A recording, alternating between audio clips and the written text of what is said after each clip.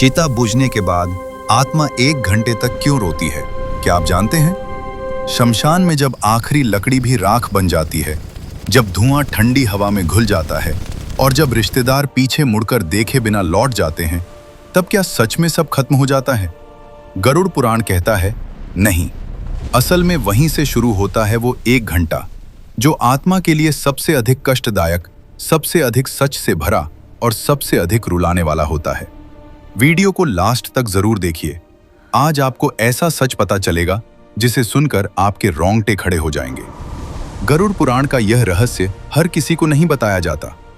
जब चिता बुझती है, आत्मा पहली बार अपने जले हुए शरीर को देखती है।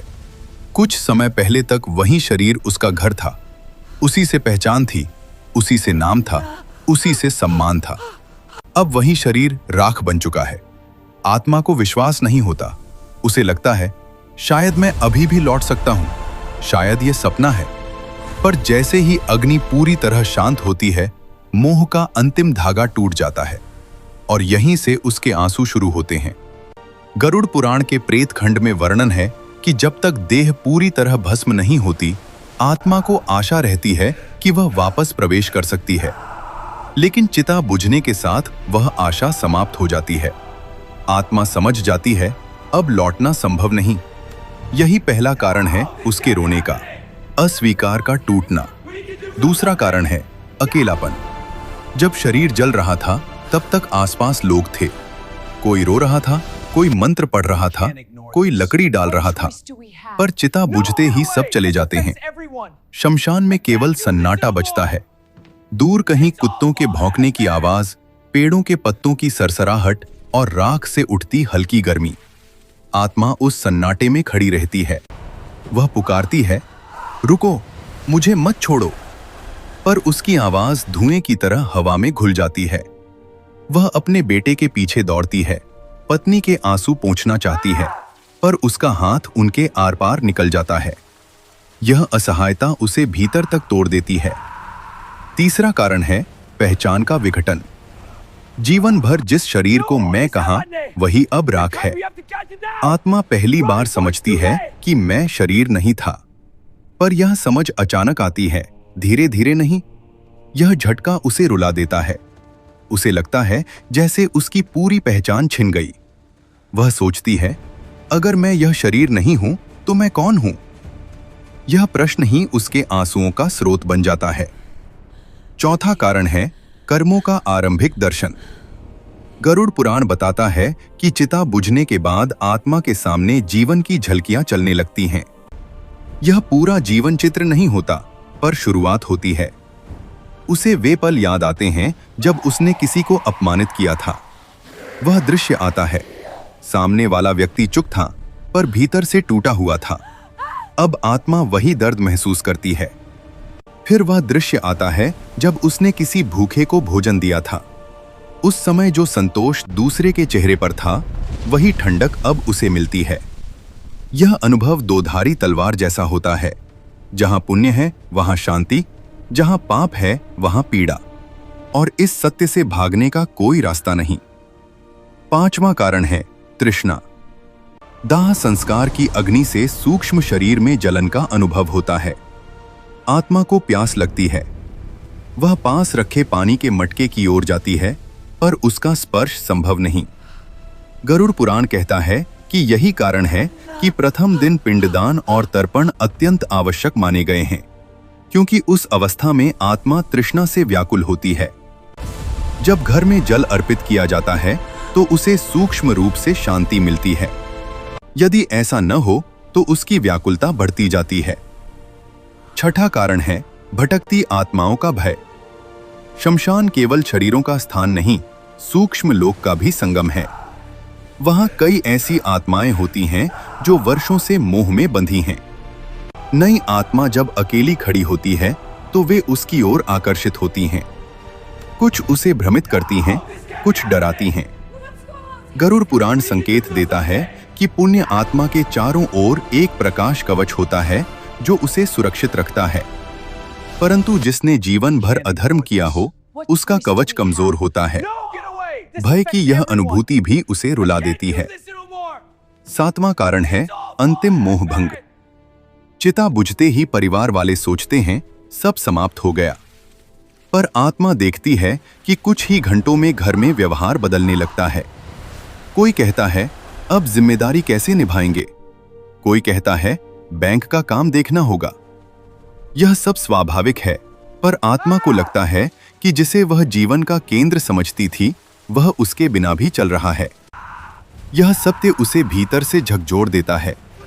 वह रोती है क्योंकि उसे समझ आता है संसार किसी एक व्यक्ति के बिना भी चलता रहता। यहीं से शुरू होती है प्रेतावस्था की पहली सीढ़ी। आत्मा अब पूरी तरह समझ चुकी है कि शरीर छूट चुका है, पर उसे अभी ये नहीं पता कि आगे क्या होगा। वो रोती है क्योंकि उसे अज्ञात का सामना करना है। वो रोती है क्योंकि उसने जीवन को जितना समझा था वो अधूरा था। वो रोती है क्योंकि अब सत्य सामने है। न धन साथ आया, न पद, न अहंकार, केवल कर्म उसके साथ हैं। और जब वो अंतिम बार राख को देखती है तब उसे एहसास होता है कि जो कुछ भी उसने मेरा कहा था वो सब उसी राख में बदल चुका है। लेकिन क्या हर आत्मा यही अनुभव करती है? क्या धर्मात्मा भी उसी तरह रोती है, या उसे उस एक घंटे में कुछ अलग दिखाई देता है? क्या चिता बुझने के बाद आत्मा को अपने पूर्वज दिखाई देते हैं? और क्या सच में उस एक घंटे के बाद यमदूत उसे तुरंत ले जाते हैं, या अभी एक और रहस्य बाकी है? गरुड़ पुराण इस प्रश्न का उत्तर देता है, और वही अगला चरण है जब आत्मा श्मशान से आगे बढ़ती है और उसके सामने खुलता है सूक्ष्म मार्ग का पहला द्वार। जब मोह का पहला झटका शांत होता है और आत्मा समझ लेती है कि शरीर अब उसका नहीं रहा, तभी सूक्ष्म लोक का द्वार धीरे धीरे खुलता है। श्मशान का सन्नाटा अचानक वैसा नहीं रहता जैसा पहले था।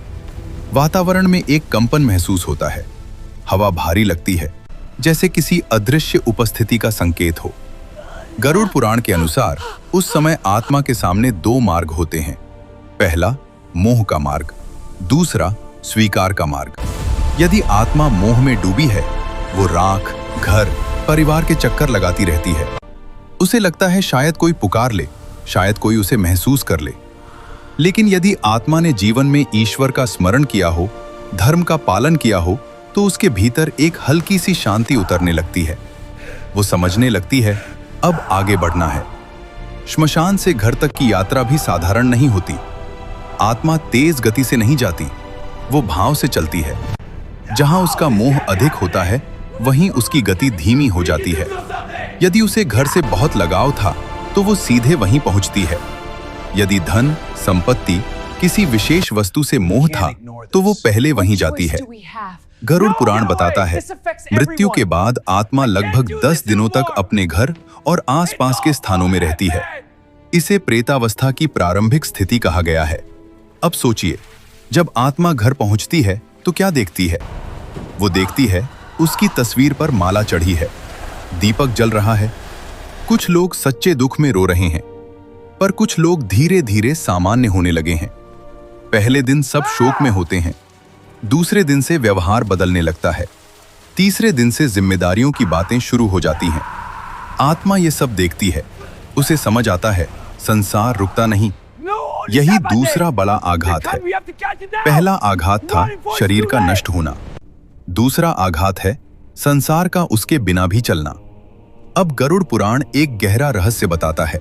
यदि परिवार द्वारा विधि विधान से पिंडदान और तर्पण किया जाए तो आत्मा को सूक्ष्म ऊर्जा मिलती है। ये केवल प्रतीक नहीं है, ये सूक्ष्म स्तर पर सहायता है। जब जल अर्पित किया जाता है तो आत्मा की प्यास शांत होती है। जब अन्न अर्पित किया जाता है तो उसकी तृष्णा कम होती है। जब मंत्रोच्चार होता है तो उसके चारों ओर एक सुरक्षात्मक आवरण बनता है। पर यदि ये सब न किया जाए तो आत्मा की बेचैनी बढ़ती है। वो घर में घूमती है, रसोई में जाती है, अपनी अलमारी के पास खड़ी रहती है, अपनी पुरानी कुर्सी को देखती है। उसे लगता है ये सब मेरा था, पर अब वह केवल दर्शक है। जहां आत्मा यमलोक की दहलीज पर पहुंच चुकी है। जब आत्मा वैतरणी मार्ग पार कर लेती है तब उसे एक विशाल प्रकाश मंडल दिखाई देता है। ये कोई साधारण स्थान नहीं, ये चेतना का न्याय क्षेत्र है। यहाँ समय पृथ्वी जैसा नहीं चलता। यहाँ एक क्षण में पूरा जीवन खुल सकता है। चित्रगुप्त आत्मा के कर्मों का लेखा खोलते हैं, पर यह लेखा केवल अच्छे और बुरे कर्मों की सूची नहीं होता। इसमें वह भी दर्ज होता है जो व्यक्ति ने सोचा, जो उसने महसूस किया और जो उसने दूसरों को महसूस कराया। यदि किसी ने किसी को अपमानित किया तो वह अपमान केवल घटना के रूप में नहीं दिखता, आत्मा को वही अपमान अपने भीतर झेलना पड़ता है। यदि किसी ने किसी की सहायता की तो वह कृतज्ञता आत्मा को प्रकाश बनकर ढंक लेती है। यही आत्मा पहली बार समझती है, जीवन केवल घटनाओं का क्रम नहीं था, वह ऊर्जा का प्रवाह था। गरुड़ पुराण में कहा गया है, मनसा वाचा कर्मणा। मन से, वचन से और कर्म से जो भी किया गया सब गिना जाता है। अब यहां से आत्मा का निर्णय होता है। कुछ आत्माएं ऐसी होती हैं जिनके पुण्य अत्यधिक होते हैं, उन्हें सीधे उच्च लोकों की ओर भेजा जाता है। वहां विश्राम है, प्रकाश है, शांति है। कुछ आत्माएं ऐसी होती हैं जिनके कर्म मिश्रित होते हैं, उन्हें पहले शुद्धि के स्थानों में भेजा जाता है। ये दंड नहीं, शोधन है। नरक शब्द सुनते ही भय होता है, पर गरुड़ पुराण स्पष्ट करता है, नरक स्थायी कारावास नहीं है, वह कर्मों के प्रभाव का अनुभव कराने का स्थान है। यदि किसी ने दूसरों को जलाया तो उसे जलन का अनुभव कराया जाता है। यदि किसी ने भूख दी तो उसे तृष्णा का अनुभव कराया जाता है। पर यह सब इसलिए कि आत्मा समझ सके। अब एक गहरा रहस्य, हर आत्मा को तुरंत पुनर्जन्म नहीं मिलता। कुछ आत्माएं जिनकी इच्छाएं प्रबल होती हैं, वे जल्दी लौटती हैं। कुछ जिनमें वैराग्य होता है, वे उच्च लोकों में अधिक समय बिताती हैं।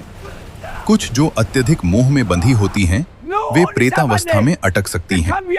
गरुड़ पुराण बताता है, अचानक मृत्यु, आत्महत्या, अत्यधिक आसक्ति या अधूरा प्रतिशोध आत्मा को बांध सकता है।